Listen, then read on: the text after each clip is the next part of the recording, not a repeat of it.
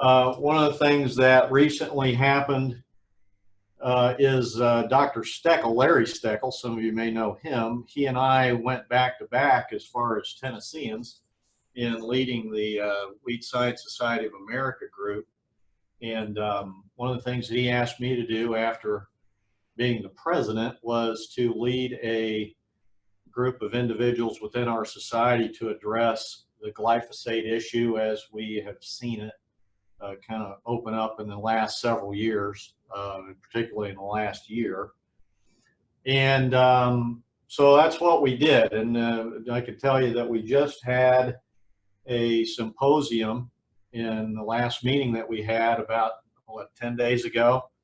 And we got under the wire from the coronavirus outbreak, and not everybody went to the meeting, but most people did if they could, because it happened to be in Maui, Hawaii. But we're all back, and I think we got through that period. But one of the interesting things that I think came out of that was we had some epidemiology discussions. We had an ER doc who's dealt with pesticide exposure issues, and really a toxicologist and really understands this kind of material. Myself, we had a guy talking a little bit about what happens when we get some data to talk about in a courtroom, because a lot of these people that we work with from time to time end up being expert witnesses. And so we had a lot of information there all at one place. And we also talked a little bit about discussing science and to the layperson, and that's also something that it kind of goes under this umbrella.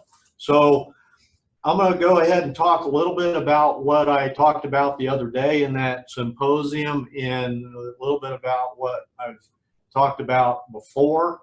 I think I started off this talk and maybe changed just a little bit, talking with our turf guys, and talked with the green industry a little bit in South Carolina in January with the same subject matter.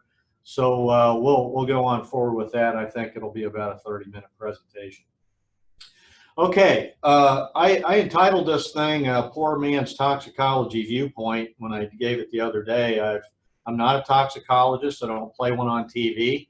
It's one of those things where it's just a piece of information that I am a little bit familiar with, based on the fact that several years ago I got to be the editor of our society's herbicide handbook, which is, you know, one of the best sources that I know for herbicide information, besides maybe some recommendation labels. But I'm going to talk a little bit about some things related to what we're dealing with, and a little bit about the chemistry as we go forward. So as I look at this thing, here's a picture of the chemistry that we have.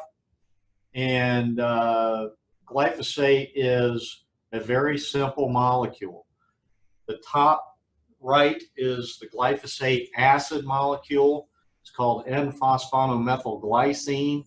It has just a few carbons, 3 of them there, and a nitrogen and some oxygen and some phosphorus. Pretty straightforward molecule. And if you look down at the bottom left, that is glycine, which is an amino acid. And so what glyphosate is an amino acid derivative. If you look at the left side of the molecule up to the top right, you'll see, and kind of cover the carbon and the phosphorus with your right hand, you would see pretty much the glycine molecule. This is a very, very simple straight chain molecule. Glycine, of course, is something that you can get in meat and fish. Not necessarily what they would call the essential amino acid, but it is something that is, of course, very, very safe. When we add a carbon and a phosphorus, I would not look at that as something that would cause a whole lot of extra angst for anyone. But this is the molecule that we're talking about as far as what you see on the commercials these days in non-Hodgkin's lymphoma. This is what they're talking about. And I'll tell you a little bit more about some things as we go forward here. A little bit of history about the molecule. We first reported it in 1971. It was labeled in 1974. 71 was when they really discovered the material. It's been a non-selective foliar applied herbicide since that 74 period. Very effective for burn down applications, as many of you know, in the green industry.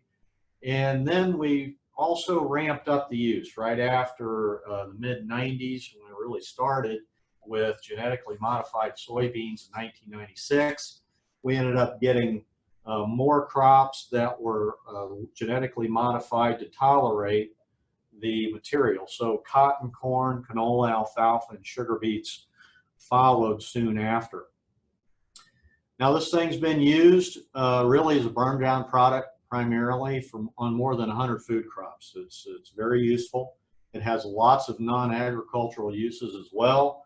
And so one of the things that we're looking at for all the different non-agricultural uses would include residential areas, aquatic areas, forests, rights of ways, and ornamentals and turf. So when we start looking at how this has ramped up, and as far as use goes, glyphosate worldwide has increased in value, and the market value as it has been portrayed before all of this material came out with the legal cases and so forth, we're really looking at an estimated value of almost $10 billion in 2022. Now, that of course may have been changed, but certainly this material has got a tremendous value from a market standpoint. And so certainly this is why the importance, and maybe why we have to give it a great deal of discussion right now based on what's recently happened. Now, because of the genetic modification and the use pattern and the amount of market value that it has, it's obviously been used a great deal. And when we've used something like that as what we call the over-the-top kind of a herbicide, a post-emergence herbicide application, we will typically run into a herbicide resistance issue, and glyphosate is no exception to all the different herbicides that would fit under that post-emergence category. Right now, I'd say we've got more than 42 different species that have demonstrated some kind of herbicide resistance. I would imagine that we will increase that number a little bit. Certainly the use has changed over the course of the last several years, and we've got some other technology that we're using, but still we are using glyphosate technology substantially as we move forward. Now, let's talk a little bit about things related to exposure. And when I'm saying exposure, I'm talking about human exposure. And so if we were to look at how this stuff behaves in plants and why exposure would not necessarily be particularly high, some of these things come to mind.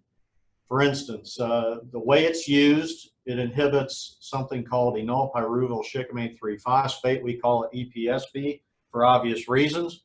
It depletes really 3 aromatic amino acids. It gets in the pathway of this EPSPS synthase and reduces tryptophan, tyrosine, and phenylalanine, and that's important for plant growth. And it's basically a starvation mechanism. It basically inhibits that pathway. The amino acids cannot be created, and if they can't be created and moved on down through the pathway, then other things start to break down in the rest of the pathway. So it's a very slow kind of plant death, and maybe you guys have noticed that if you've seen it. Probably takes about 7 to 10 days for us to really start to get a plant death, and maybe about 3 or 4 days to see some yellowing. That's pretty natural, and that's why it happens, is because it's a very slow kind of a process. It metabolizes in plants a little bit, but not appreciably. One of the things that we find is something called AMPA, which is amino methylphosphonic acid, and that structure is down the bottom right. It really is something that does happen. It's just relatively slow.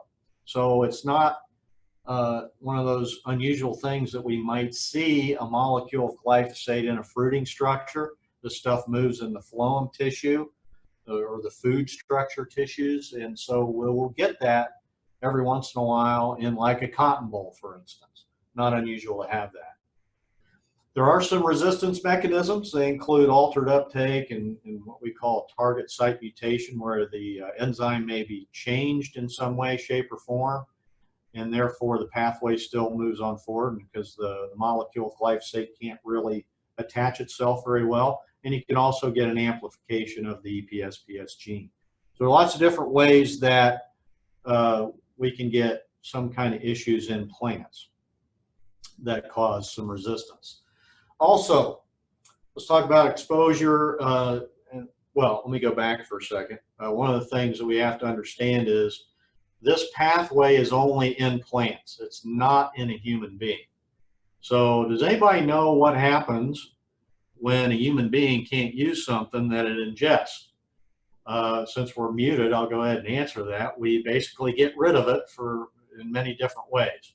And if you want to just think about that for just a second, you'll go and figure out how we get rid of it. It basically comes out in the urine. And particularly an acid molecule like this, it does not stay in the body very long. We basically get rid of it. It's very highly water soluble. Excuse me. Let's talk a little bit about behavior in soil. This material is very interesting. It's a really highly soluble molecule, and we would think, well, if it's really highly soluble, then it must leach into soil. It actually doesn't do that. It's very rapidly and tightly absorbed to soil, and it's mostly because of that phosphate molecule. And if any of you understand or have seen phosphate fertilizer and used it, one of the things we have to understand about it is we have to get a rate on the soil that basically will allow for absorption of a lot of the phosphate, and then whatever is not absorbed is what the plant can actually use. And that's part of the reason why we have issues with getting phosphate fertilizer into water sources, is because we have to overcome that absorptive characteristic. Glyphosate's very similar to that. Now, can we get a phytotoxic rate by adding enough glyphosate to soil, like we overcome the phosphate fertilizer issue? Yeah, we can do that, but the rate would have to be really high, and we quite frankly never get to that high rate of glyphosate. So with really high adsorptivity to soil, this corresponds to a really low phytotoxicity with soil applications. Now, does it leach? Even though it's very highly water soluble, just talked about that, our solubility for that acid is about 15,000, almost 16,000 milligrams per liter. That means we can put that much in a liter of water and it will dissolve. You can think about putting sugar in water and where you don't really see it. It's really there, it's solubilized. You can't really see it. Now, if we put more than that in, we'll start to precipitate some of that glyphosate out, and you'll see it then, and it will build up. But that is a very high number for the herbicides that we have, and so it's highly water soluble. Again, that's why it would end up coming out in the urine. Very low potential for movement and surface runoff. It has a really high rate of degradation. I'll show you some information here in a minute. The half-life, which means half of it's gone after that period, is less than 25 days. I actually think it's probably more like, 4 to 7 days maybe. And I'll show you why I believe that here in a second. So the combination of really rapid degradation and very little movement would assume or make us assume that we're really not going to have that much exposure through any water sources that we may come into contact with. Excuse me, here's a little bit what I'm talking about as far as degradation, and this is work that we did in 2000 with a colleague of mine. And what this graph is showing is the rate of carbon mineralized, or really CO2, that's being respired by microbes when we add this stuff to soil over time, and that's what's on the x-axis. And if we were to look at that, when we added different rates of glyphosate, what we found was that we had this kind of initial blow off of CO2 after just a couple of days, particularly at that high 5x rate. And then over a 3-day to 7-day period, we started to lose quite a bit of that CO2. So what that's demonstrating to me is that the microbes are very willing to take this on and start chew it up and respire it and bring it into their their bodies and then use it. And so over time, though, we will get a respiration that actually comes back to basal respiration. So after about 2 weeks, we're down to what we would call this basal respiration, depending on the rate. Some of these get down to basal respiration pretty quickly. So before we give it to them, there's this, what we would call the basal respiration rate, and then we give it to them, and all of a sudden we get a spike, and then it starts to curtail over time. Very common for us to see this.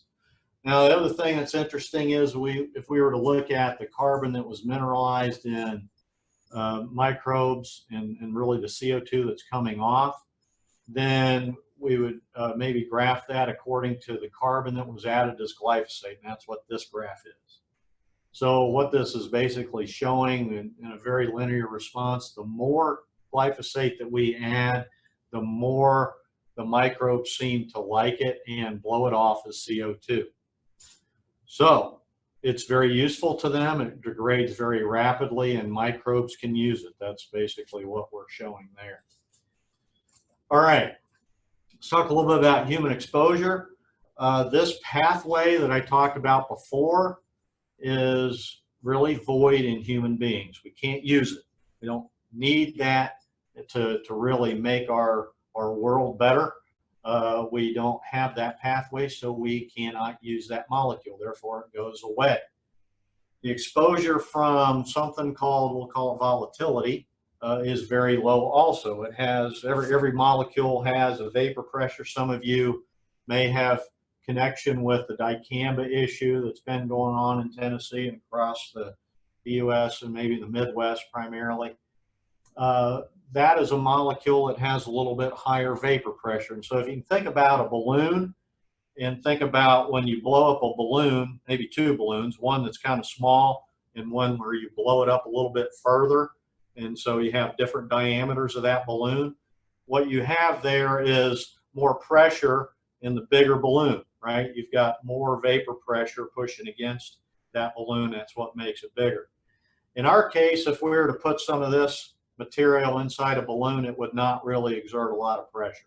It has a very low vapor pressure, 10 to the -8 megapascals is a very low number for us. And then even if you ramp up the temperature to 45 degrees Celsius, it's a very, very low vapor pressure. So therefore, we're not really getting this in the air much.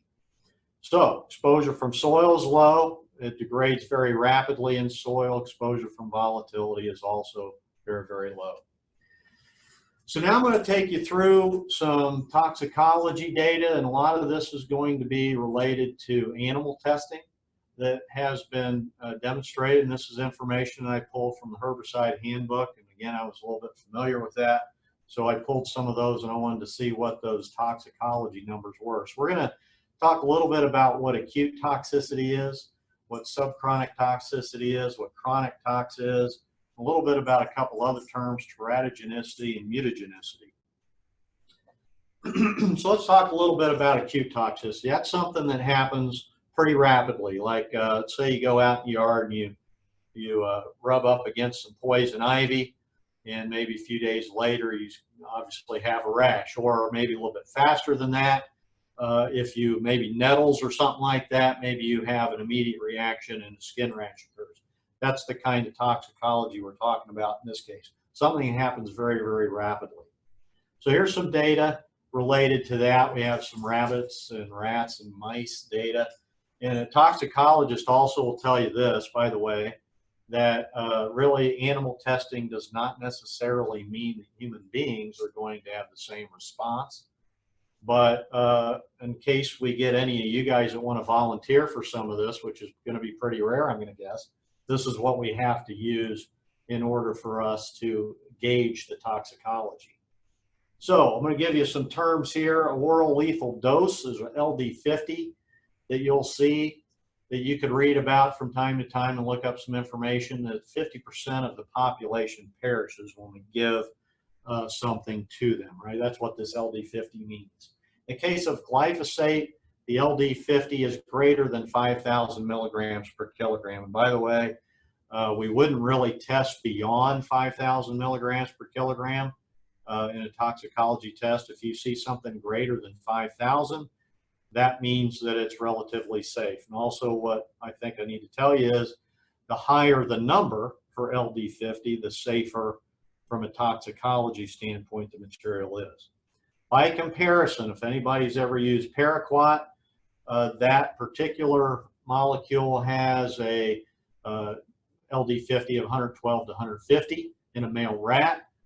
So that's relatively low. And for a herbicide, at least the ones that we have to use that are labeled, that's one of the lowest numbers that we'll see, which means it's got some toxicology risk. By the way, if anybody's sipping on coffee, the LD50 of caffeine today is 190 to 370, and that's also in rats. So good luck to you. Hang in there. How about some acute toxicity for rabbits? I'm going to use this lethal concentration 50 or LC50 for that. That's also a concentration in which 50% of the species perishes. And the thing that we're looking at here is inhalation. So a 4-hour inhalation test where they can provide a mist where a rabbit might breathe. Basically found that really nothing's applicable there. It really apparently did not cause any issues to the rabbit. All right, so let's go in a little bit further timeline and talk about subchronic toxicity. This is where our exposure time starts to increase from maybe weeks to months. And in that particular case, we're usually describing subchronic toxicity as something that is called the no observable effect level, or a NOEL, and sometimes you would see it as a no observable adverse effect level. A little bit about what we got with a mouse. 90-day dietary there in that particular case, the NOEL is 2,300 milligrams per kilogram. Again, all I can tell you is the higher the number, the safer it is. We did see some decreased weight gains at 50,000 milligrams per kilogram at some point, but that is a relatively high dose over a long period of time. For a rat, the NOEL is greater than 1,400 milligrams per kilogram per day. Again, a fairly high number. And then also, if you looked at dermal rashes of toxicity on a rabbit, that is a NOEL of greater than 5,000 kilograms per day. Let's talk about chronic. Now, here's where we start talking a little bit about the potential for cancer risk. And let's talk about that in relation again to the NOEL or the NOAL. Exposure time in this particular case would be probably months to years. So we're talking about a 12 to 24 month most of the time. And then we're really talking about, are we seeing oncogenicity? And that means, are we causing any development of tumors? Well, in 24-month dietary mouse, we really have a 4,500 milligram per kilogram body weight per day that where we're not really seeing anything. There's some slightly lower body weight gains you might see. Now, one of the things we have to understand is these guys may or may not be getting a balanced diet. They might be getting only that material so that they're not being confounded. So slower or slightly lower body weight gain would not necessarily be surprising. Also, we had some microscopic liver changes, but not necessarily carcinogenic. Matter of fact, it was not carcinogenic. From the rat standpoint, 24-month, again, fairly high number. Well, the NOEL in that particular case was 400, so it was actually a little bit lower than we thought. But again, sometimes the rat studies do not coincide. It doesn't mean that we couldn't have some pretty safe product there, but that is one thing we noticed in that data, that one is a slightly lower number.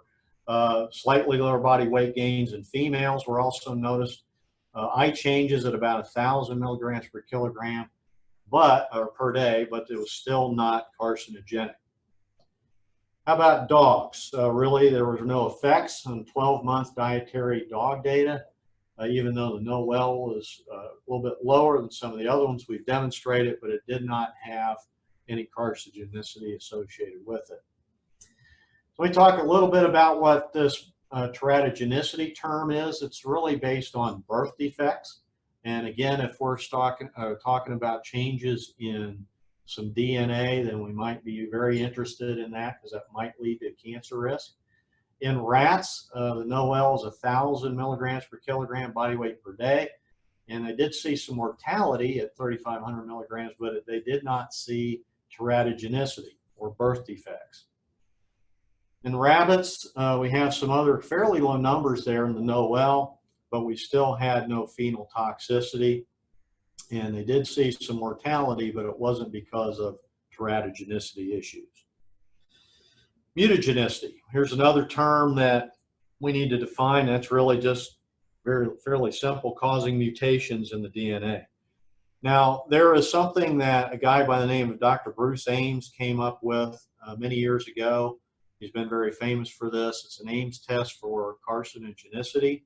Has a test named after him, and this is based on a salmonella strain that happens to carry a defective gene, and it gives us the idea of potential microbial mutations when we put materials in there with it. So some of the compounds that provide a positive Ames test are listed there.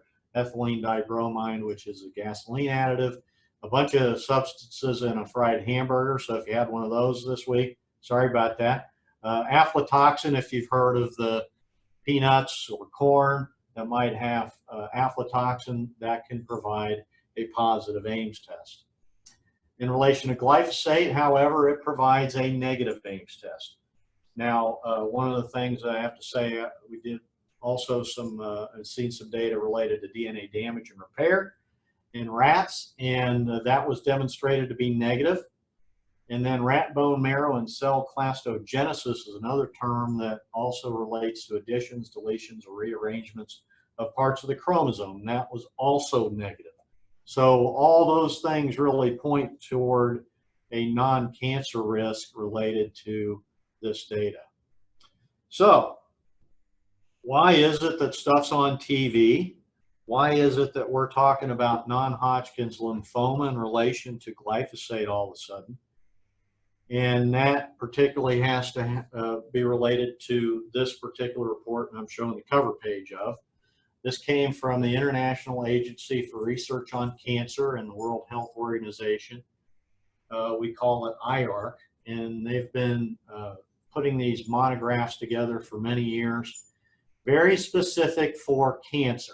Okay, and one of the things that I also think that if you see this and look at it close enough, you'll notice that glyphosate is only one of the chemicals associated. There's other ones that are malathion, diazinon, parathion, tetrachlorovinphos.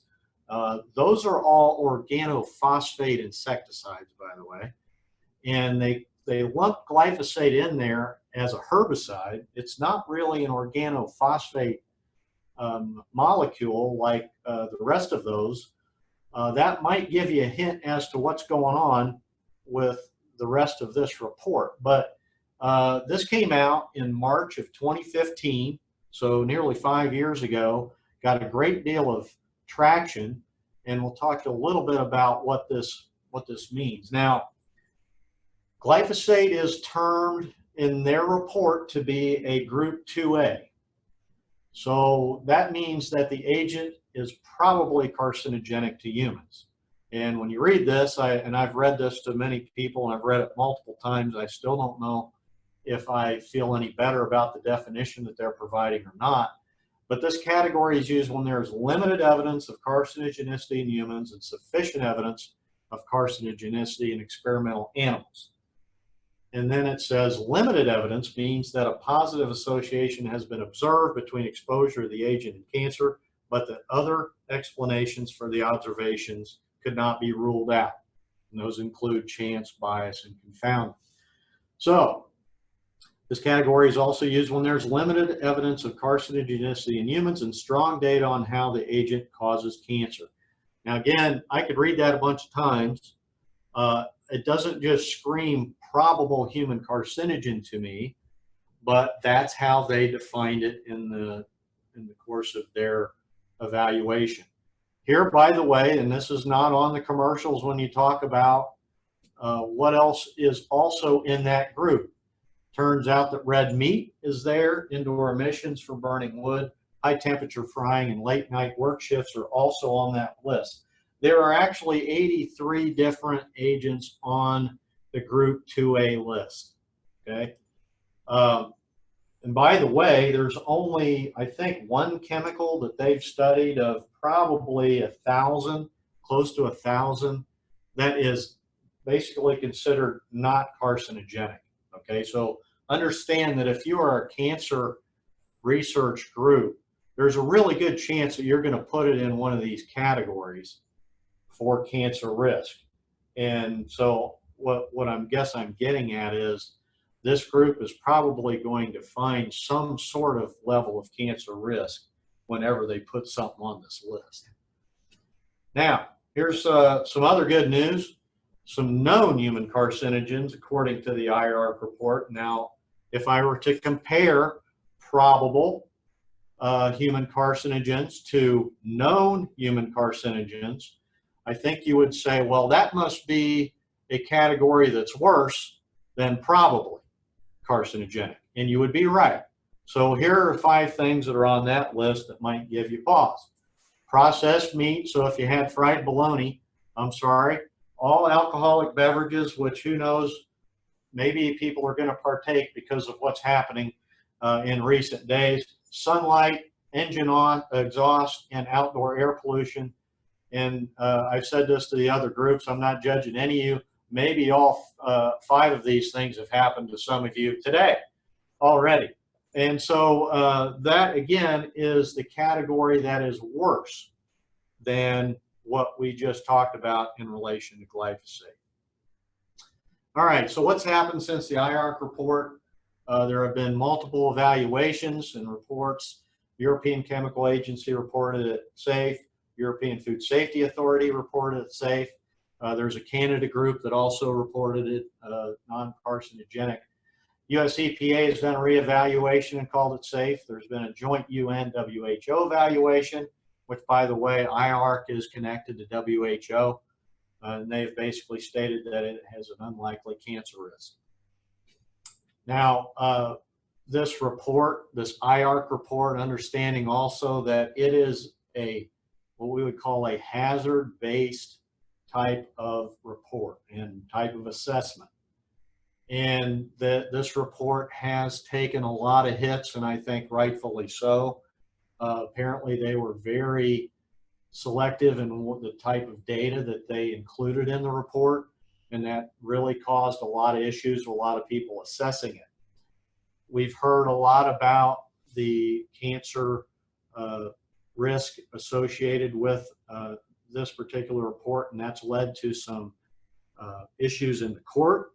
And so the $289 million lawsuit in California has also been on many people's minds, and that particular thing is still under appeal. It's not going to be $289 million that really gets distributed.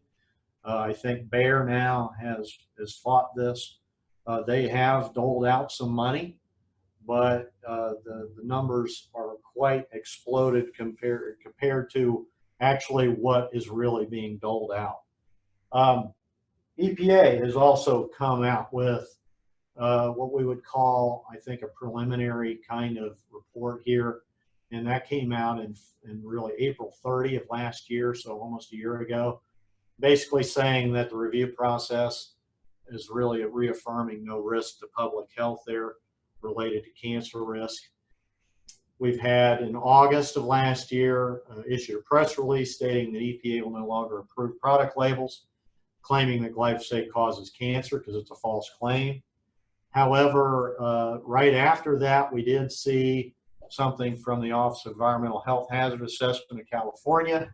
And as many of you know, California has a little bit different look and bent towards a lot of this. But they basically objected to EPA's characterization that dismissed IARC's determination. So they are basically saying, if you ever heard of what was the Proposition 65, they kind of like their idea of being able to handle toxicology issues related to pesticides all by themselves. So that's what that's about. All right, so the question we often get, many of you probably have gotten this, is glyphosate safe? And I put quotes around that. So one of the things I think that we have to be keenly aware of is that risk is an equation, and that equals hazard times exposure. In the case of the IARC report, really what they're looking at is just the hazard and one specific kind of cancer.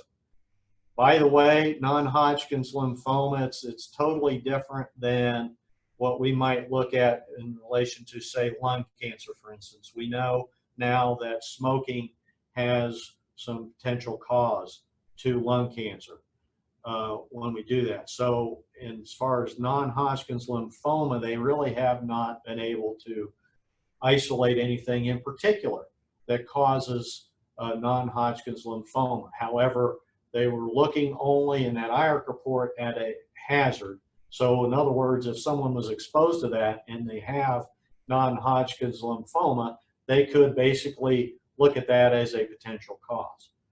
In our case, for how things get labeled, risk equals hazard times exposure again. So how much are we going to get exposed to? The hazard appears to be very limited.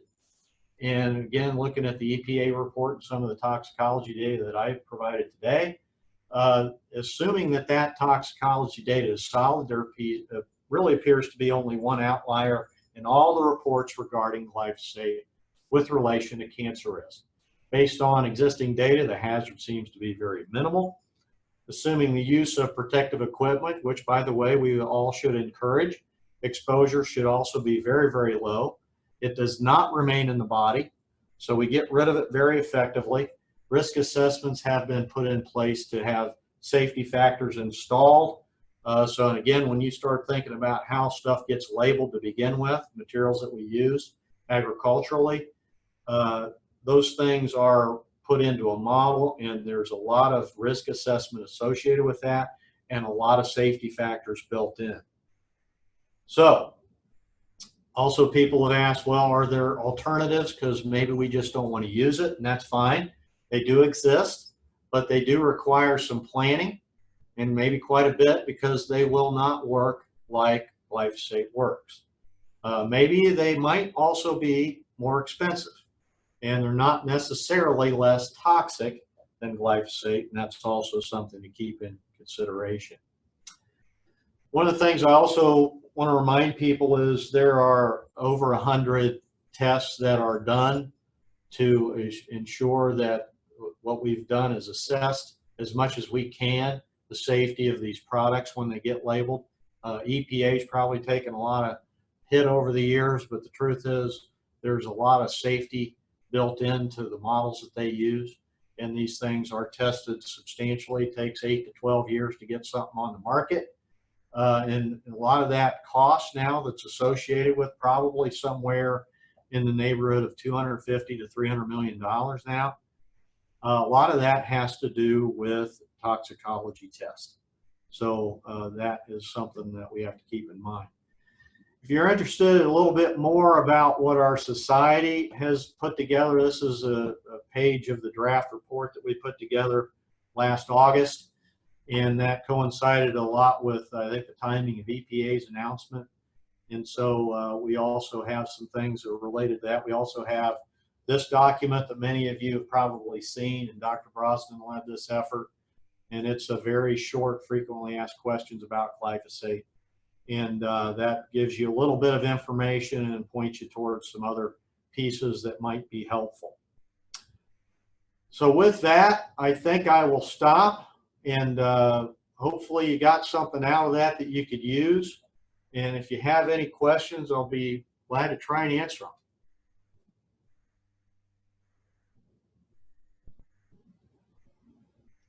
All right, let me unmute myself there. Thank you very much, Dr. Senseman. We'll open up the chat box now for y'all to put in your thoughts and ideas. And I just put a message, but I'll go ahead and say it, that those two documents that were just shown right there at the end of the presentation, what I'll do is I'll send out the links to those when I send out this video recording, so you'll all have the access to those as well. I guess I'll get us started off. This may be a little bit of a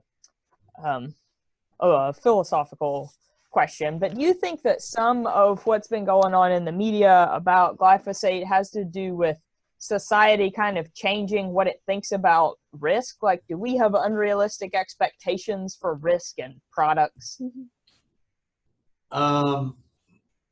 Yeah, I think you could point to that a little bit, Natalie, and I think you could also point toward, and this is my opinion on this. I imagine some other people share it. Was really, I think, the ramping up of GMO crops. I think that's also a piece of this. This is something that is a hot button for very many people, and not necessarily have we helped them understand what those really are. I know we've talked to some of your group before, several years ago, about this. It's still a difficult kind of a concept for many people to really feel good about.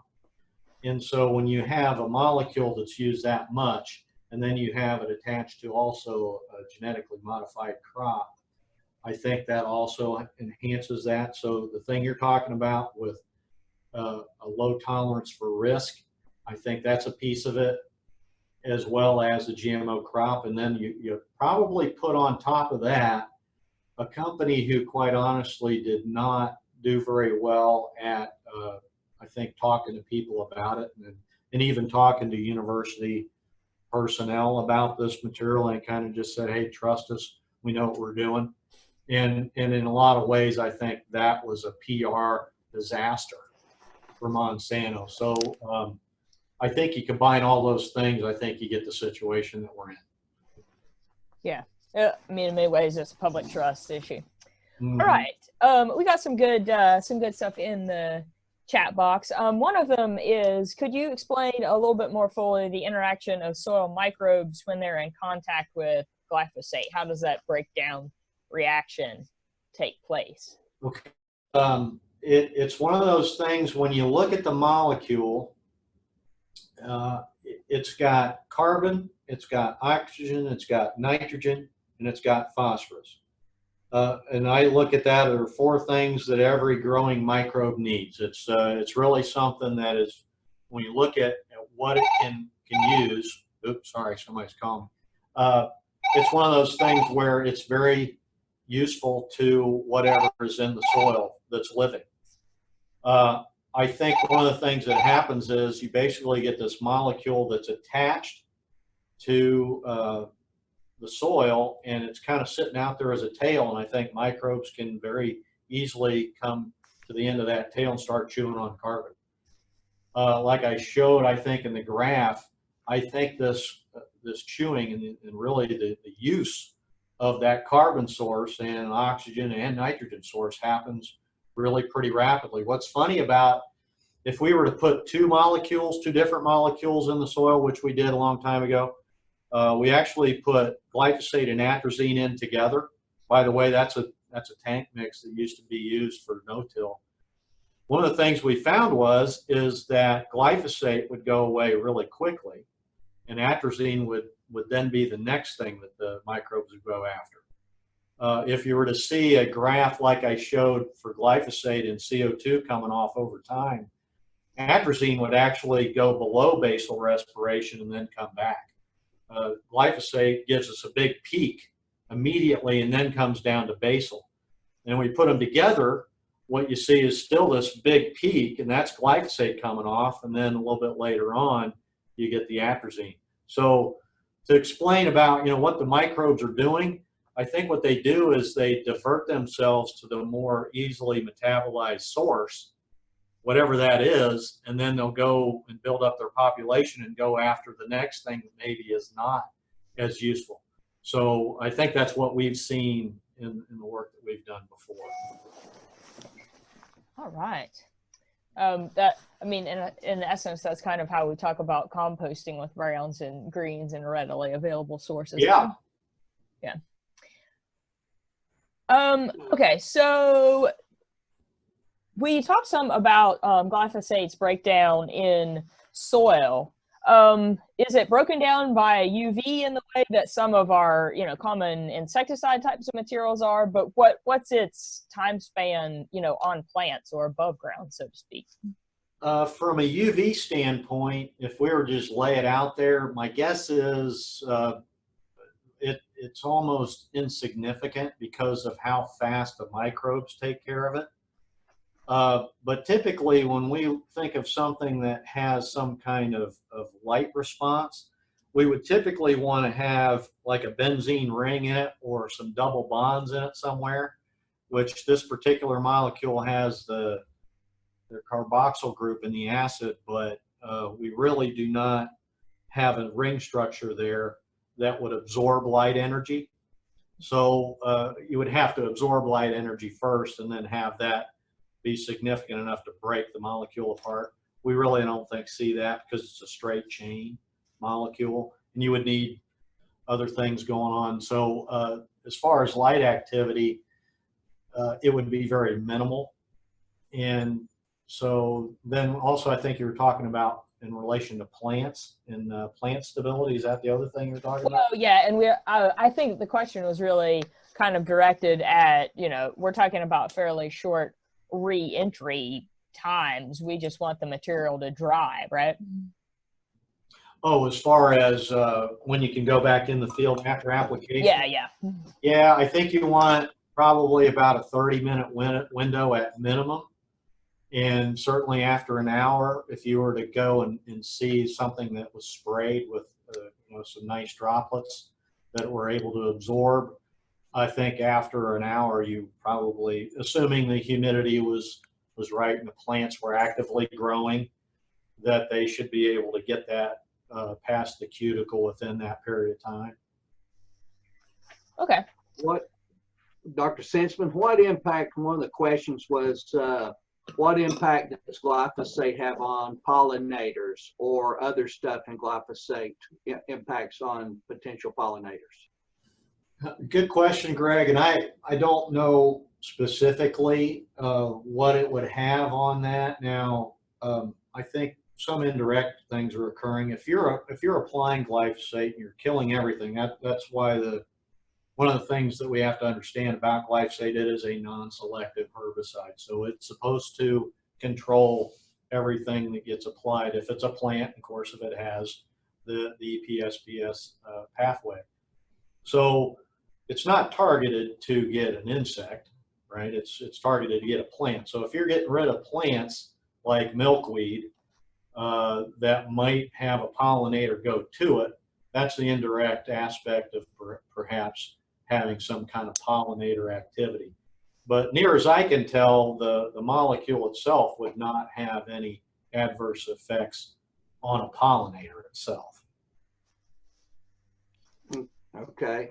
Another question, and basically this is not a toxicology question, but from a standpoint of using glyphosate, when is the best time to use it that it would be most effective killing plants?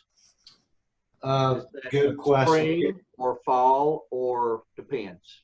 Well, it depends a little bit, and I would preface it, I don't think it necessarily matters as long as the plant is really growing well. You want good active growth whenever you apply a post-emergence material that particularly works on the phloem tissue and gets transported that way.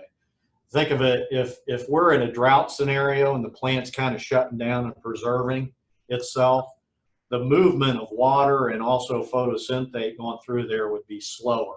Just like in our case, if we were going to try to slow our metabolism down for various reasons, then we're not moving stuff through our body particularly well. Same kind of thing in the case of a plant. So if it's phloem mobile, we're trying to transport things all over the place. If we're stressed, that movement is going to be slow. And therefore, if you apply something that needs to move in the phloem to be effective and get down to the root tissue, then it won't work very well. So if you've just had a rain shower in the last day or so and you've got some fairly wet conditions or nice moist soil and the plant's nicely and actively growing, that should be the time when a phloem mobile material like glyphosate would work the best. However, height is an issue. So if you let these plants get too big, then you're also going to challenge it. And that's partially the reason why we've seen some I think resistance and tolerance over time is the size of the plant needs to be right as well.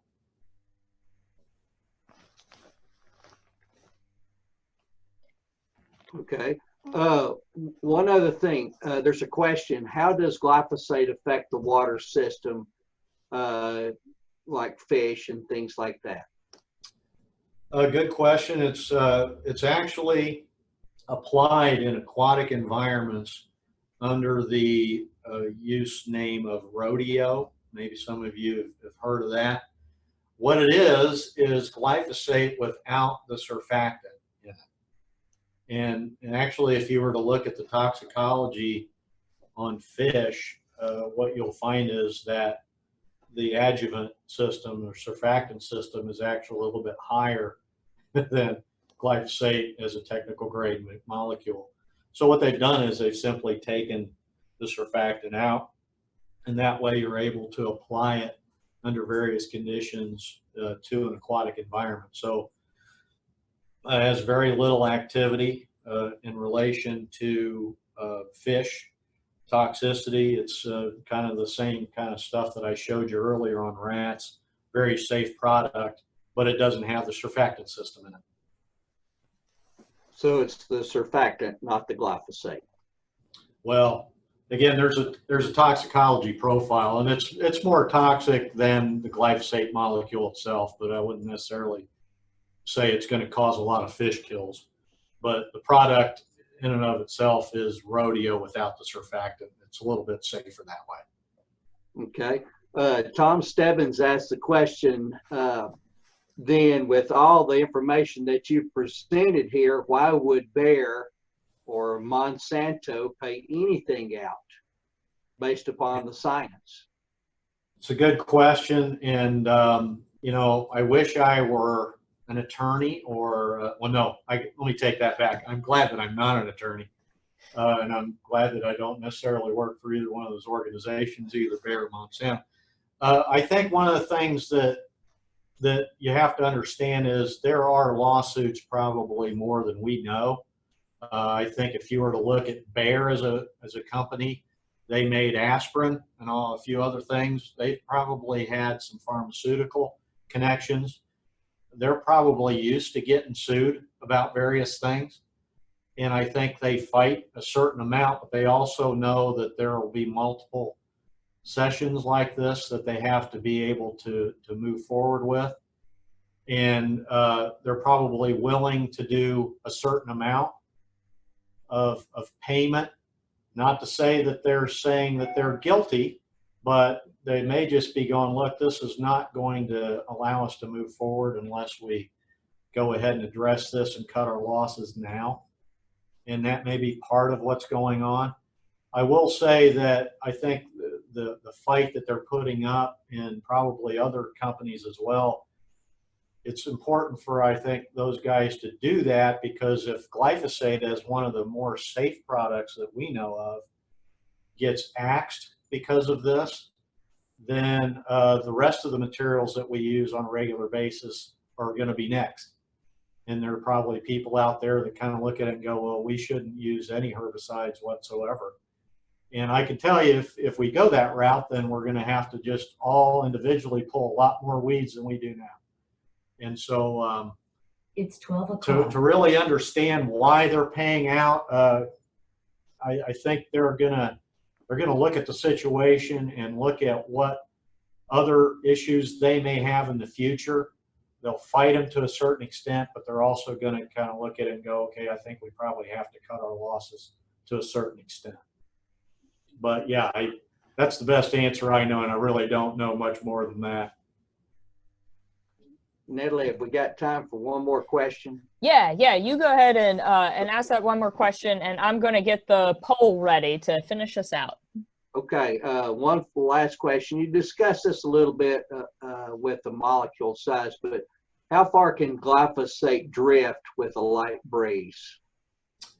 And I would add to that, how much impact can it have on plants if it does drift?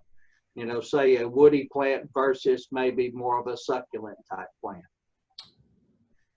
Good question. And so there's really what I would call two kinds of drift that any molecule can go through. Okay, the first kind to me I call primary, and that would be to me more physical drift, like what you're talking about. And then the second kind of drift I would just call it secondary, and that's the kind where once it gets somewhere that maybe it volatilizes and then moves. And that's probably the kind that we're seeing with the dicamba situation. And you can get both in that case. Now, glyphosate, with the volatility number being very, very low, really we're talking about physical drift in that case. So can it physically drift? Absolutely. I think we've actually probably seen that. We've been using this stuff, particularly with the GMO crops, since the mid-90s. My guess is we have not noticed it as much because some of the symptoms on maybe trees and perhaps other plants could be maybe looked upon as a deficiency of a nutrient, perhaps, because it could maybe turn yellow. Maybe there's a little spotting of the plant, or maybe they just look sick for a little bit and grow out of it. So sure, I think we can certainly have physical drift with glyphosate, and I think we probably have. To say if it affects one plant versus the other, a succulent versus maybe another kind of plant, don't know. These things are all, it's almost like a coronavirus kind of situation. You know, it's something a little bit more susceptible than something else. We've always said that glyphosate's really not that good on morning glory species for some reason. It's always weak. Don't necessarily know why. Could be hairs on the leaf surface, could be a cuticle, could be the metabolism of that plant. Don't really know the answer to that, so I can't really speak to which one of those plants would be more susceptible than the other just based on the succulence of it or other characteristics.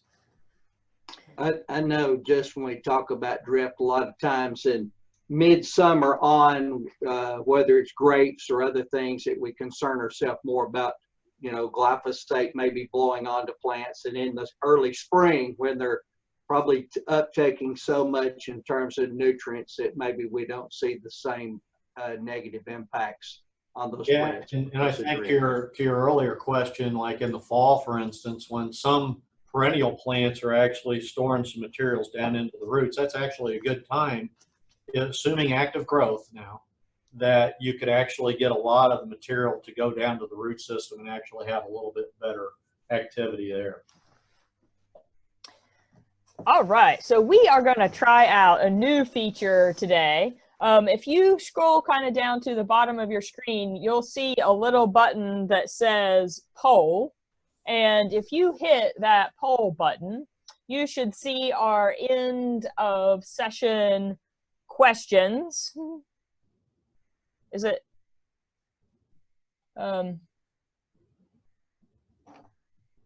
Is it popping up? See, I'm an administrator, so I can't see those things, but. I don't see it, Natalie. All right, well, it's not working. So, so then, Dr. Senseman, I'm just gonna kind of roll through the questions and just let you kind of review them, and we'll call that our end of session quiz. So, first off, is glyphosate tightly held by soil? Yes. All right. So, does glyphosate have a high potential for leaching? No, it does not. How long does glyphosate remain in soil? Well, the data would say less than 25 days, but I think at least the half-life of it, but I'm going to say it's faster than that. All right, and last question.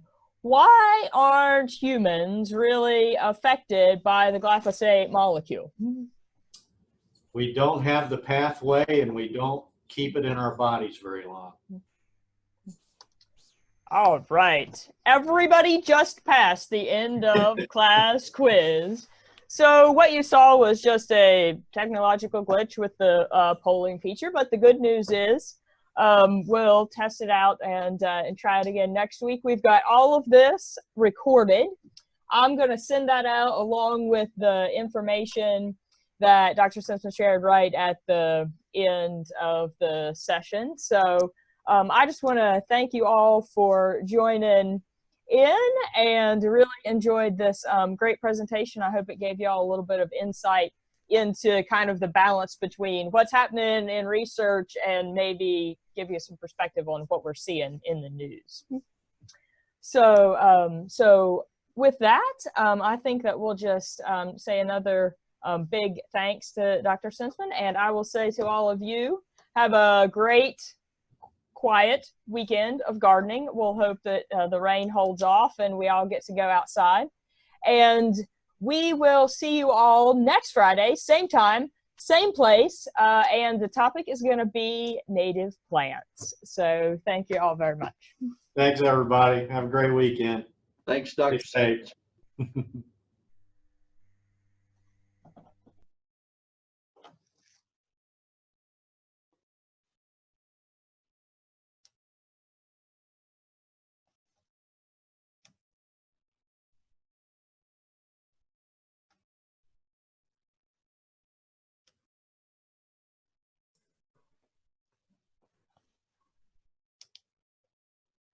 Hey, Melody, stay on here for a minute and let's see if we can get this poll feature to work. Okay. Yeah, I was staying on anyway. My neighbor's coming to jump my car off because I figured I might as well just hang out here and do this before I tried to go in transit to the farm. Yeah, I mean, it's not raining out my window right now. It's raining here, and it's raining in Greenville because I just talked to Ron. Oh, just okay. stressing because it's muddy out there. Oh, well, I'm not really stressed for mud. Okay. Oh, I'm going to stop recording.